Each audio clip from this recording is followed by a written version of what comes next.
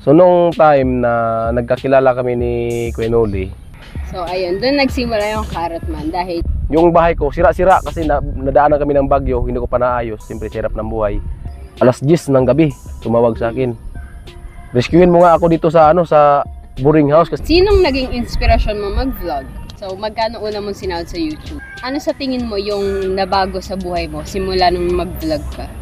kasi minsan kasi yung magulang ko pag nalasing, so ganun siya, binugbubog ako.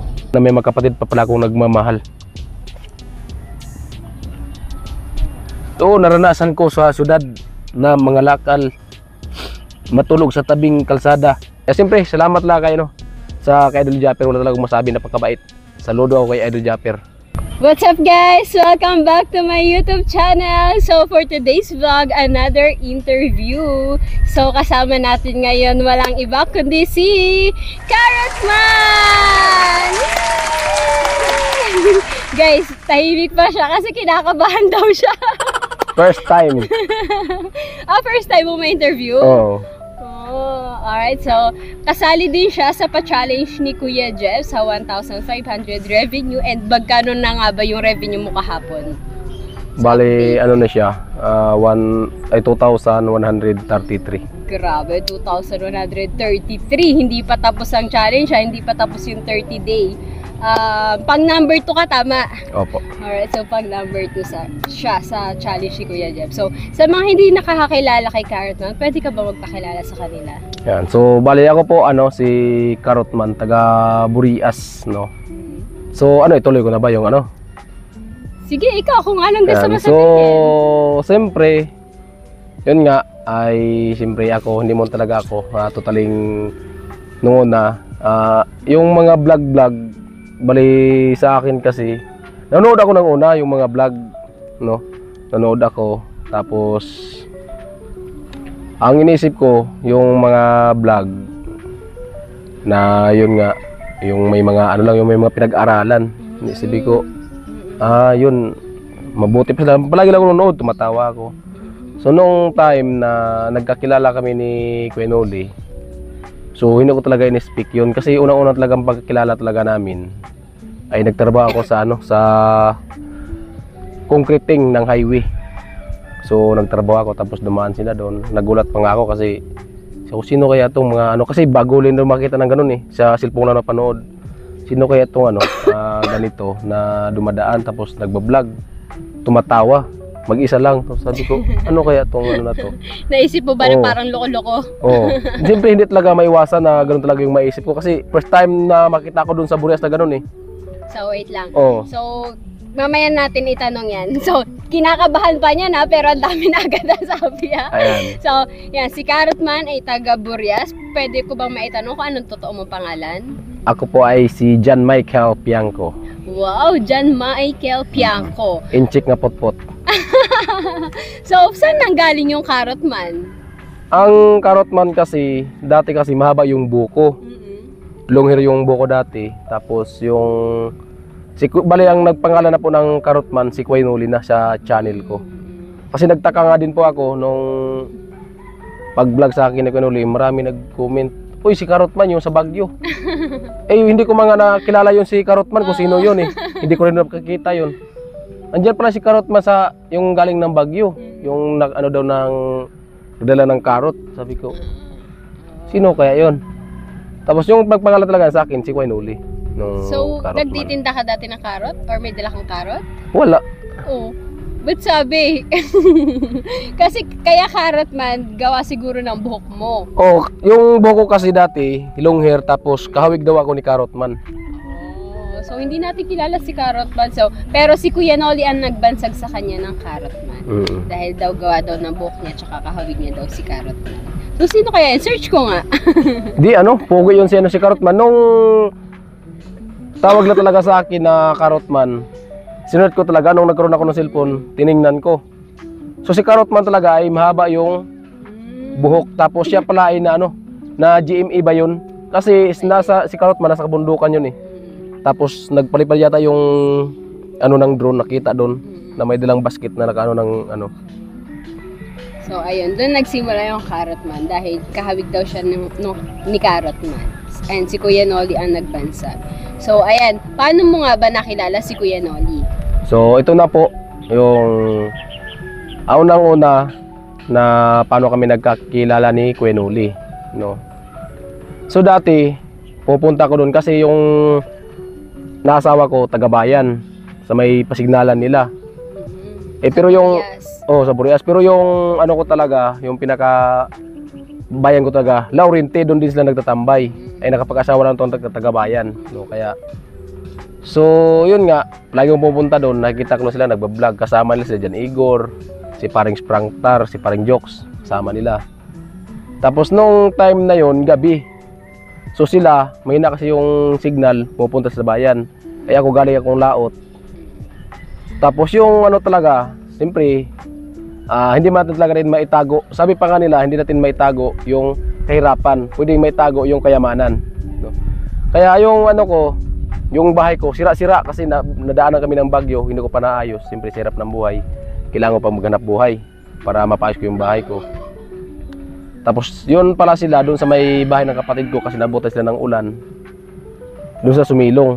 Ako galing ako ng laot. Pagdating ko, may dalawang tao. Natakot ako. Bakit may dalawang tao dito? Tapos pumasok ko sa bahay. Imbis na kakain ako, hindi ako kumain. Doon ako sa bahay. Tapos maya-maya, yung boses ni Kuya Noli. Nagbablog siya gabi, alas 9 ng gabi or 10 PM ng gabi. Nagtaka ako. Sabi ko, anong kasalanan ko? Kasi sabi niya, ayun, may tao pala dito. Akala ko walang tao tong bahay na to. Tapos kasi yung bata ko umiyak eh. Tapos sabi niya, bukas babalik ako dito. Di kinabukasan, napaisip ako, pumunta ako doon sa biyanan ko. Kilala niyo ba yung dalawang tao pumunta dito kagabi? Sabi niya, yung palaging dumadaan dito, yung palaging may hawak na cellphone. Sabi ko, ano kaya yun? Sabi ko, doon kagabi, pumunta sa may malapit sa bahay, nagsabi na babalik daw siya ngayon. So kung babalik man siya ngayon, wag niyong ituro na ako yung may-ari nun. Kasi natakot talaga ako eh. Tapos doon ako kay biyanan. Tapos maya-maya siguro mga 9 AM bumalik. Kasama silang dalawa ni Jokes. So nag-vlog naman siya. Nandito daw yung bahay na binilikan niya. Nagtanong, inong bahay to? Sabi ko kay biyanan ko, sabihin mong sayo. Kasi natatakot talaga ako eh. Pero inisip-isip ko, wala na akong kasalanan, ba't na ako matatakot? So kaya sabi ko, ako po kuya. Tapos hindi niya sinabi sa akin na may pupuntahan kami kasi binigyan niya ako eh. Hindi ko man talaga alam na ganoon talaga yun. Sabi niya, marunong ka mag-drive ng motor. Sabi ko, opo kuya, marunong. Samahan mo nga ako, ikaw mag-drive ng motor. Doon ako naisip. Kaya magbilin pa nga ako sa biyanan. Sabi ko, kung hindi ako makauwi, alam na. Kasi hindi ko talaga Pero sumama ka pa din. Sumama kasi ako kasi tingin ko naman sa mukha niya na mabait. Pero nagbilin pa rin ako na kung hindi ako makauwi, bali, yun nga, alam na, kilala nyo itong tao na to. Yun pala, dinala niya ako, dumitso kami ng bayan at nag-grocery kami. Tapos nung pagbalik, doon ko na siya na nakilala ng lubusan, tapos binigyan na ako. Pero yung pagtrabaho ko tuloy-tuloy doon sa karsada, yung siyempre, pag may araw sa highway, pag gabi, laot na kami ng dagat. Tapos mga ilang araw dumaan siya. Nagdala siya ng maraming tinapay. Yung lahat ng mga kasama kong trabahador, pinakain niya. Kain kayo, hindi kain kami. Siguro mga 5 days, sabi niya, nag-usap na kami dalawa, sabi niya hindi ako taga rito. Ako ay taga Bulacan. Tapos yun nga, nakwento pa niya sa akin. Siyempre, ako naman ay maawain din. Nagkwento siya sa akin na pumunta ako dito para magsapalaran. Kasi doon kayo sa Bulacan, maraming nambubuli sa akin. Kaya sinubukan ko pumunta sa lugar dito, baka kasi mag-boom ako dito para pagbalik ko ng Bulacan, mapansin nila ako. Tapos sinamahan ko, sabi ko, paano to kuya? Tapos sabi niya, yung daanan kasi dito, hindi ko alam yung mga pasikot-sikot na lugar. Kaya nasa iyo yan, pag-isipan mo kung sasama sa akin o hindi. Sabi ko, wala namang masama kung sama ako. At least, makatulong din ako. Yung inisip ko, hindi man ako naghangad na bibigyan niya ako. Isinasama ka dahil sa magbablog siya doon sa lugar namin. Wala siya kasing kakilala eh. Tapos ginawa niya akong driver ng motor niya. Okay. Tapos nung paggawa niya sa akin ng ng driver, kaya simula noon tapos sabi niya payag ka na samahan mo ako, ikaw yung mag-drive ng motor ko para sabi ko, sige po kuya, basta kung yung pakay mo talaga dito tutulong sa mga tao, siyempre sino ba naman akong tatanggi sa'yo para mas maganda din sa kalooban na may makita din ako na kabayan ko na may matulungan. Sabi niya, sige, hindi ako yung drive. Tapos noon, may marami na kami nagawa na bahay. Kaya pagka sabi niya, dito ka muna sa sa inyo, tapos may boarding house kasi siya. Tapos nung tumawag sa akin, mga alas 10 ng gabi, tumawag sa akin. Rescuein mo nga ako dito sa sa boarding house kasi natatakot ako. Di pumunta ako doon. Sabi ko, mas maganda dito, doon ko na lang sa bahay. Kaya doon yan si Kuya Noli natulog sa bahay siguro mga 6 na buwan doon yan Sa bahay naka-stay. nyo? Oo, doon sa Kilabayanan. Kasi yung bahay ko maliit man, barong-barong ba. Kaya doon ko siya nakilala talaga. Dahil sa anak ko na maliit, kaya kami nagkakilala kasi umiyak eh. Oo, kasi kinagat ng lamok kaya umiyak. Tapos nagulat siya, ay may tao pala dito. Akala ko lang tao. Nag-vlog lang siya, akala niya walang tao doon sa bahay na yun, tapos sinilip niya. Oh, hindi din siya sumilip. Nag-vlog na siya doon sa labas kasi nagpa-signal. Tapos umiyak yung anak ko. Doon na siya nag-vlog. Sabi niya, nakakagulat. Tapos sinabi niya pa si Jokes, may narinig ka? Sabi din ni Jokes, oh, may narinig ako. Baka siguro iniisip nila, tsaka Oh, kaya nga siguro. Tapos kaya nag-vlog. sabi niya, ako may narinig ako, busis ng bata. Tapos umikot siya. Sabi niya, may bahay pala to, may tao pala to dito. So hindi niya napansin na may bahay. Oo, kasi madilim na sila pumunta doon eh. Oo. So ayun pala, doon sila nagkakilala ni Kuya Noli na dahil sa anak niyang umiyak. Oo, umiyak. Grabe, no, ang ganda ng storya niya. Yung pangalawa kong anak, umiyak kasi kinagat ng lamok. So yun po yung talagang dahilan na nakilala kami dahil sa anak ko na umiyak. Ang ganda ng istorya. Nagkakilala sila lang dahil doon sa anak niyang umiyak. Ang galing nga. So, ayan. Kailan ka nagsimula mag-vlog? Nagsimula ako ng vlog, pero siguro almost 3 years na kasi sabi niya sa akin, pero hindi ko alam na may nag-sponsor na para sa kanya na pambili ng cellphone. Sinusubukan niya lang ako. Sabi niya, kung gusto mong mag-vlog, gumawa ka ng paraan. Tapos sabi ko, paano to kuya? Ako yung cellphone ko, di keypad. Sabi ko nga sa'yo, gumawa ka ng paraan kasi yun yung sabi daw ni Aljo Japper. Kung gusto mo talagang mag-improve ka, humarap ka ng paraan kasi ang pagbablog daw, simula sa walang-wala din talaga yan. Sabi ko, napaisip ako, sabi ko, paano to, di keypad? Tapos sabi niya, bahala gumawa ng paraan. Umuwi siya sa Bulacan. Tapos yun pala, may pera na siya ng sponsor na pambili ng cellphone gamitin ko pag-vlog. Yun pala, sinubukan niya lang ako. Pumunta ko doon sa kapatid ko. Hiram ako ng cellphone. Magalit mo yung kapatid ko kasi ginagamit sa pag-aaral. Sabi ko, pahiram mo na ako ng cellphone. Bakit? Mag-vlog lang ako. Kahit ano iba-vlog ko. Tapos yung vlog ko na yon, 2 minutes, 3 minutes lang, ipasa ko sa kanya. Siya na yung mag-edit. Tapos yung sahod sa akin. Tapos nakasiguro, pagbalik niya, bumalik siya. Tapos yung cellphone pinadala lang sa van kasi nagpapasko dyan sa kanila. Kasi yung motor niya iniwan doon sa Burias. Kaya sabi niya, iiwan ko tong motor ko tapos ipasakay mo ng van biyaheng Bulacan.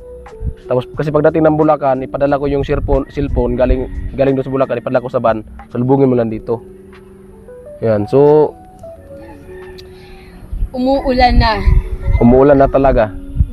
Okay lang ba maligo tayo? Ay, hindi pa man to lalakas. Okay lang. Baka magkasakit ka na naman, guys. Nakagaling niya na sa sakit. Silok tayo doon sa may bubong? Okay lang to. Hindi pa naman siya lumalakas. Pero maligo ka din mamaya. Oo. May feeling ko lalakas to. Hindi. Baka lagnating ka na naman. Hindi man. Ako ba, hindi pa ako naliligo. Pwede ako maligo sa ulan. Hindi pa naman. Alright. So, ayan. So, anong taon to nung nagsimula ka mag-vlog? Mga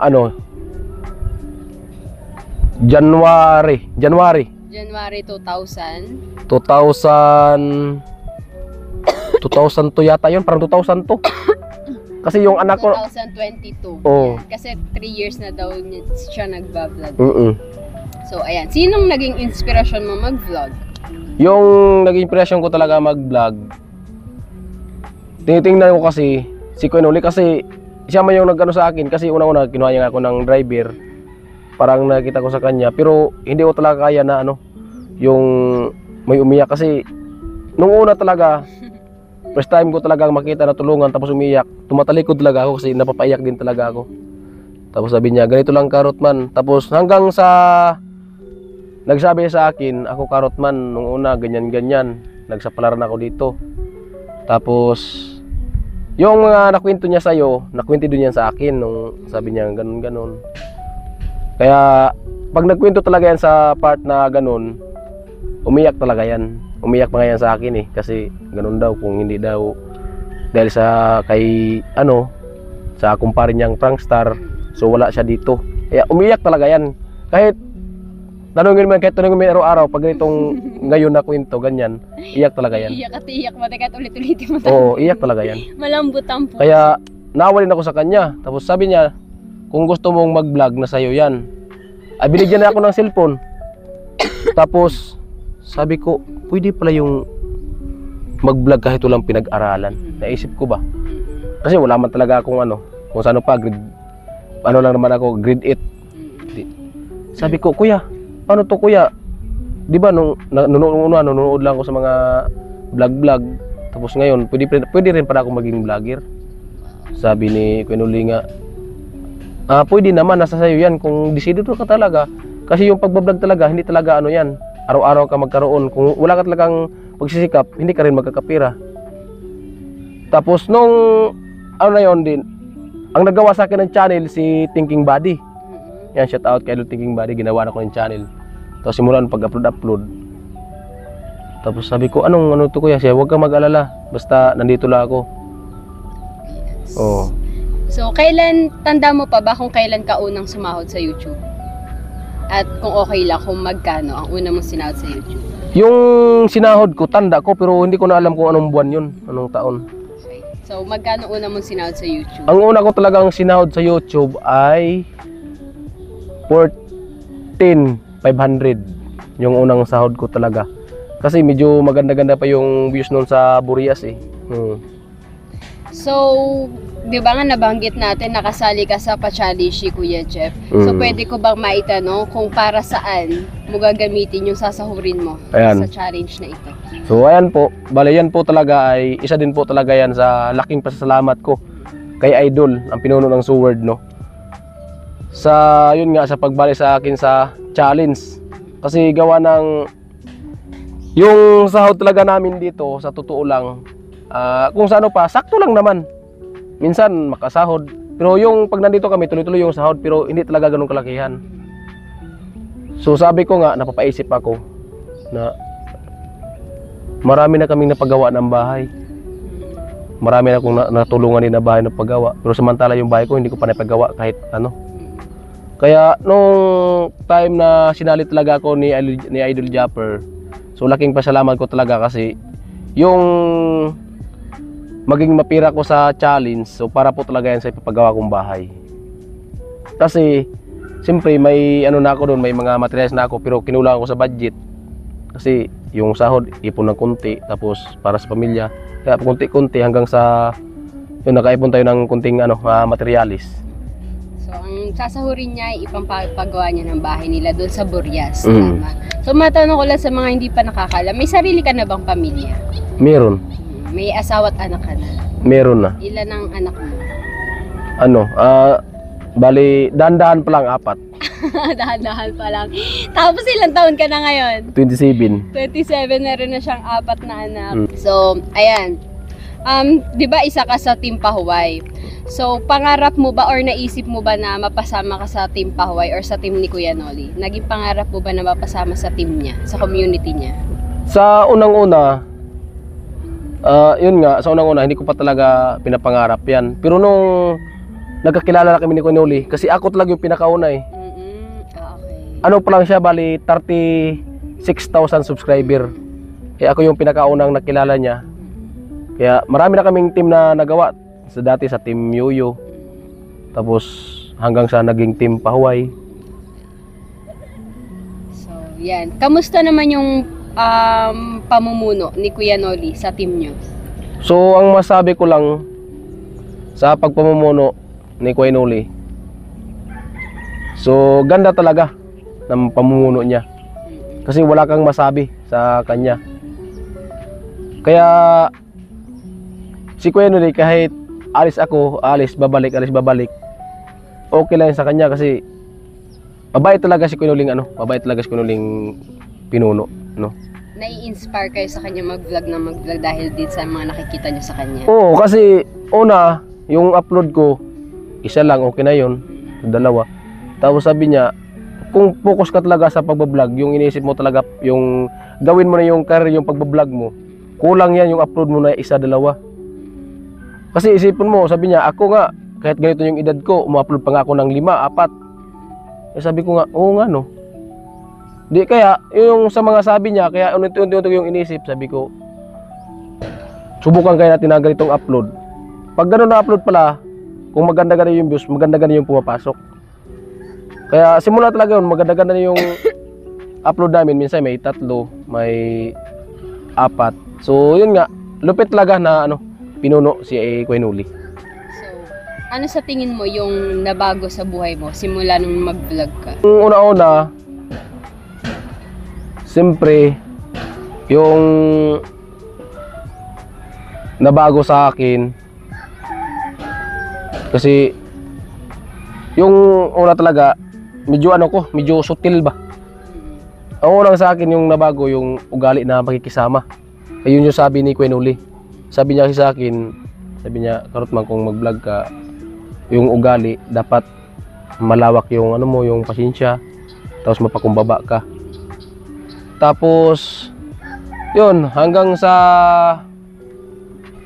marami na akong mga na nagawa na yung may babuyan ako dati. Tapos panay nagkasakit. Siyempre magkakasakit kaya andun sa maubos din. Kaya so sa sa buhay medyo gumaganda-ganda na yung pamumuhay ko kasi kahit papaano sumasahod tapos para sa pamilya tapos umiipon. Kaya medyo gumaganda-ganda na din po. So, masasabi mo ba na malaki talaga na itutulong ng pagva-vlog mo sa estado ng buhay mo ngayon? Ang masabi ko talaga malaki yung pag talaga sa pagba-vlog kasi hindi pag maganda talagang makasabi kang na talaga successful kasi hindi man sa pag daig mo pa yung teacher sa pag nagsahod ka sa YouTube pag maganda yung views. Daig pa talaga. So, pero sa talaga, yung pinakamalaking sahod ko nasa lang, 15. Ganyan. Okay. So, hindi pa talaga totally na malalaki yung sinasahod. Oo, hindi pa talaga. Nakakatulong lang talaga. Oo. Naitatawid. Naitawid lang talaga, pero may ipon na konti, mga patabi-tabi ng konti. So, ayan. Ito pwede mo ding hindi sagutin or pwede mo naman sagutin kung gusto mo. May nabanggit si Kuya Noli pero hindi din siya sure, hindi niya na masyadong ma-recall, maalala. Parang may naikwento ka daw na lumayas ka yata yun or pinaampun ka.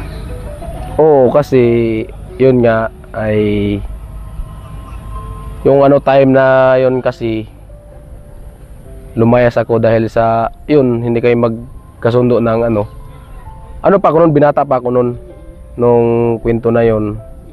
Tapos nakwento ko sa kanya na yun nga kasi minsan kasi dahil naman kasi yun sa sa magulang ba.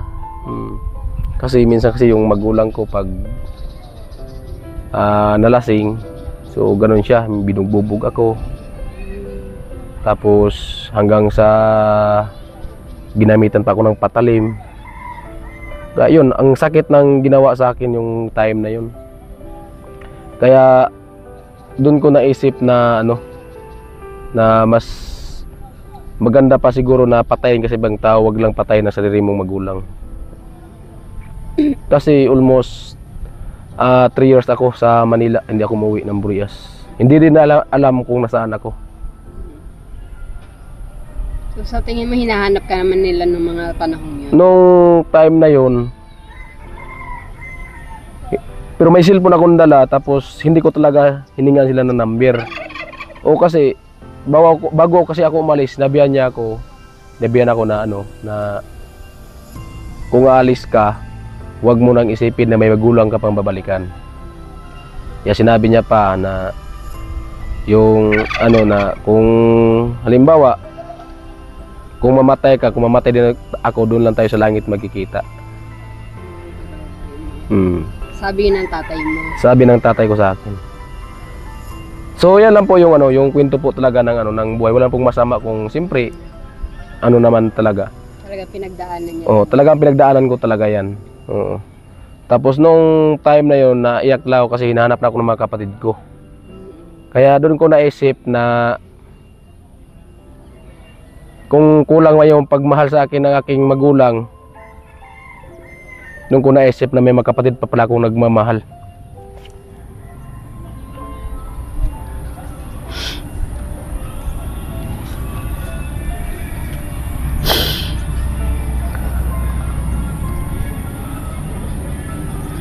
Ilan ba kayo magkakapatid? Ano kami? 12. 12.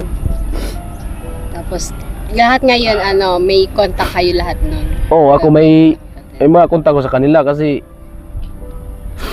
nung una talaga sabi sa akin ng kapatid ko, umuwi ka na lang kasi mahirap dito sa syudad. Oo, naranasan ko sa syudad na mga lakal, matulog sa tabing kalsada.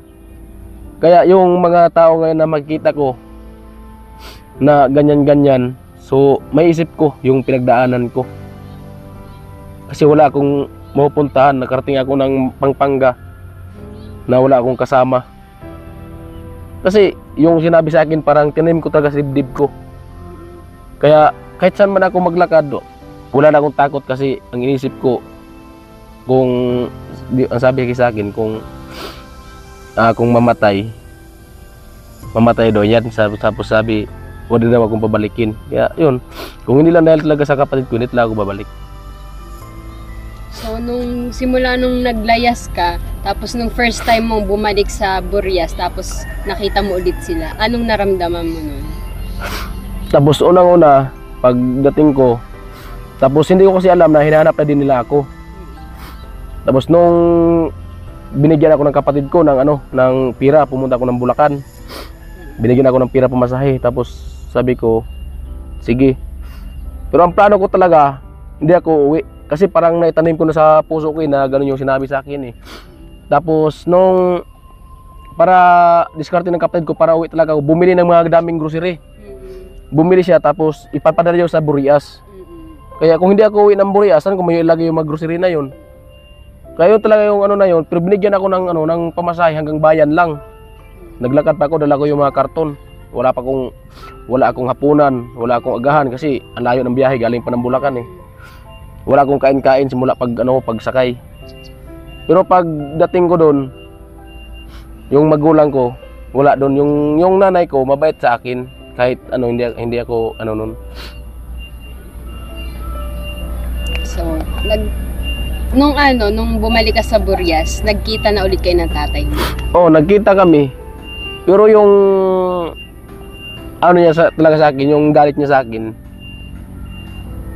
hanggang ngayon, andyan pa rin. Hindi ko alam kung bakit ganyan sa akin. Oo, kasi una-una, kasi umuwi ako, binata pa ko noon . Kung wala talaga siyang galit sa akin, tapos sabi niya, umuwi ako, tapos sabi niya, ganyan daw, kung mag-asawa daw ako, kahit piso, wala siyang gagastusin. Tapos, sabi ko baka hanggang salita lang. So ngayon ko naisip nga, yung salita niya talagang totoo. Kasi hindi man talaga kami nagpakasal ng misis ko kasi yung niya . Eh sabi ko na lang, magkapag-ipon-ipon ako na lang ang kasi yung sa akin . Pero yung kapatid ko, napakasal niya, pero ako lang hindi. Kaya masakit talaga sa loob na, 'di ba? Ganyan, tapos 'di ba, ikapanganay. Tapos hindi ka ipapakasal kasi nagsabi na hindi ka gagastusan kahit piso. Yung sumunod sa iyo, pinakasal. Silang gumastos. O sila ang gumastos, bininta pa yung lupa. So may time ba na naisip mo na tanongin yung tatay mo or yung nanay mo, bakit gano'n kanila itrato?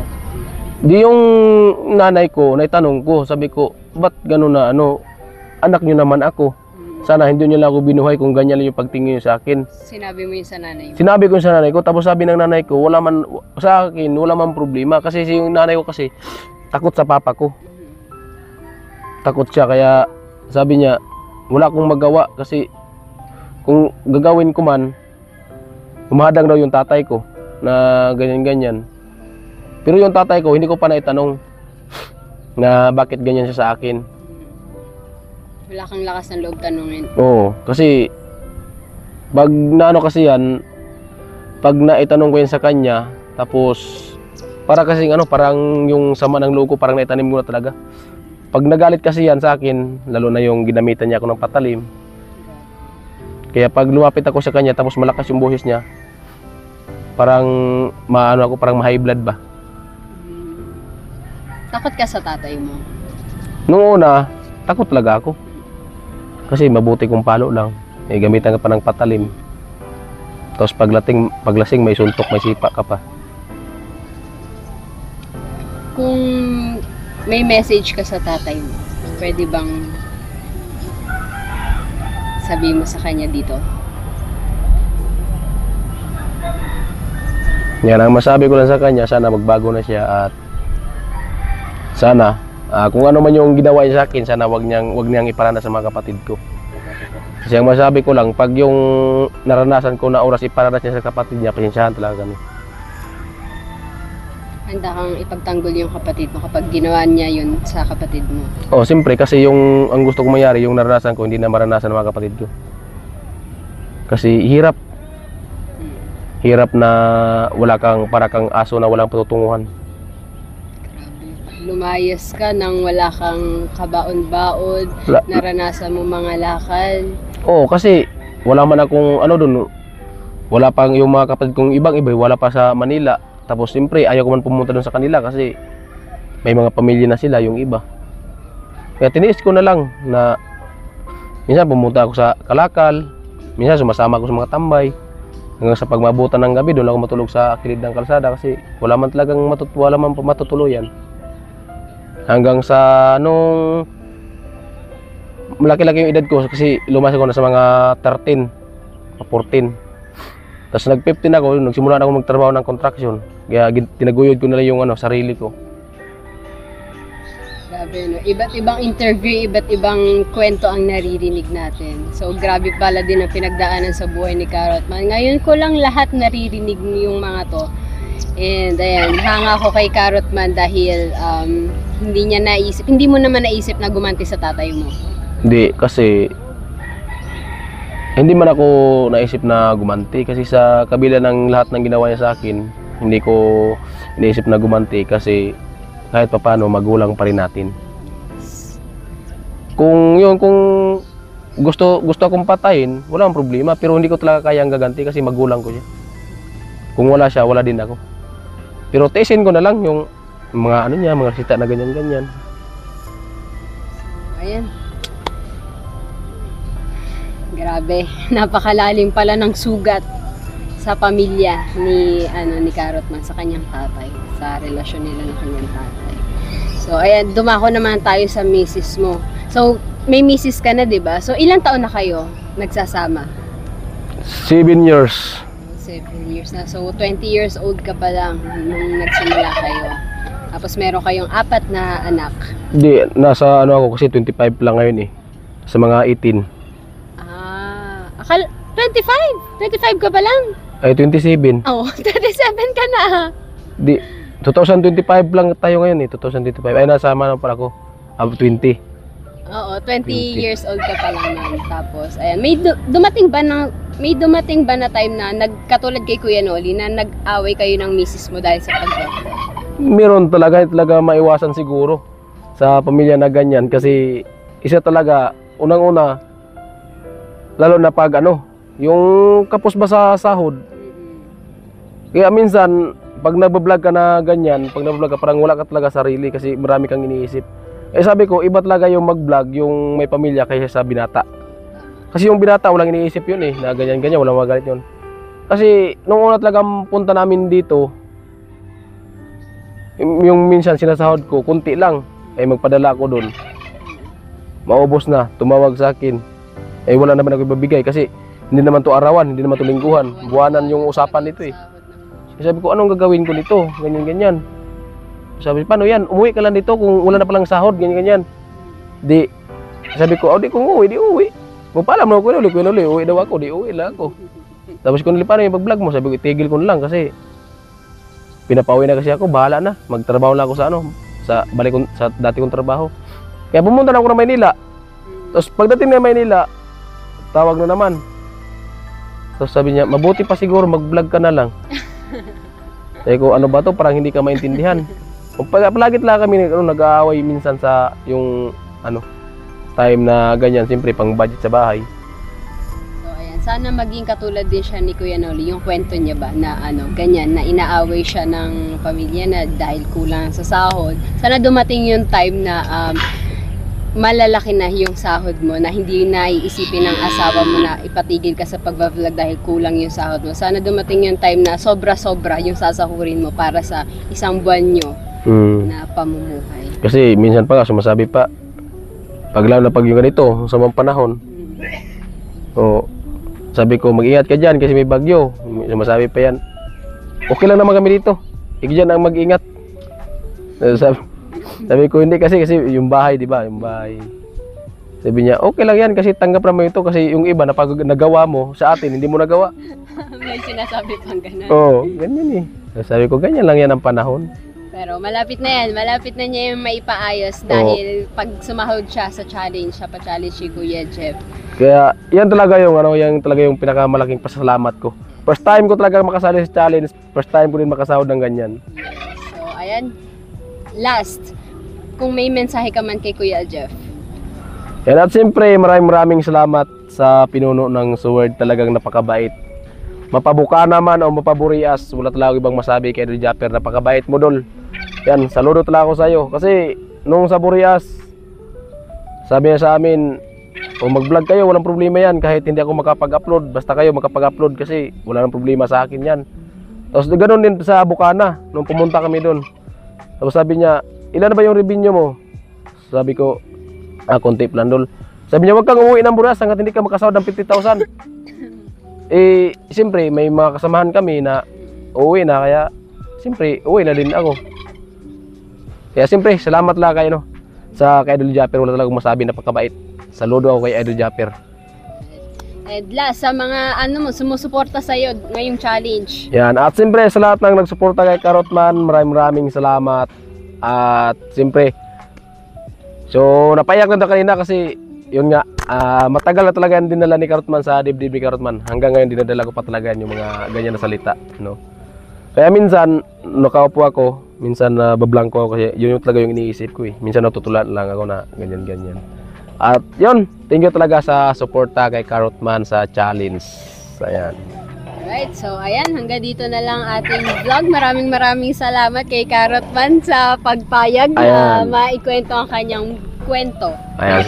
Salamat din po kay Idol Kapapak at kay Tatay Konsi Halando. Ayan, salamat. So ayan, maraming salamat kay Karotman at sa Team Pahuway sa pag-welcome sa amin dito sa Bicol and kay Kuya Noli. So guys, hanggang dito na lang aking vlog. Hindi pa tapos ang challenge, meron pa tayong 6 days. So supportahan po natin si Karotman. So kahit hindi ko naman kahit hindi ko naman sabihin niya, mas mataas pa nga revenue niya sa akin. So ayan, maraming salamat po sa mga sumusuporta sa amin. Bye-bye guys. Thank you for watching. Alright. Success! Sabi ko sa'yo, iiyak ka eh.